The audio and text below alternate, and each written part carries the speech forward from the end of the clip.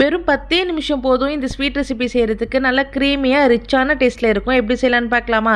இதுக்கு ஒயிட் ப்ரெட்டை 4 கார்னரையும் கட் பண்ணிவிட்டு இந்த மாதிரி பாக்ஸ் ஷேப்பில் கட் பண்ணி எடுத்து வச்சுக்கலாம்.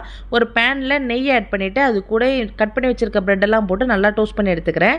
இதை டீப் ஃப்ரை கூட பண்ணி எடுத்துக்கலாம். கீழே பண்ணாலும் சரி, ஆயிலில் பண்ணாலும் சரி. ஒரு பேனில் ஒரு 1/2 லிட்டர் அளவுக்கு நான் வந்து பசும்பால் எடுத்திருக்கேன். நல்லா ஃபுல் க்ரீம் மில்க் எடுத்துக்கோங்க.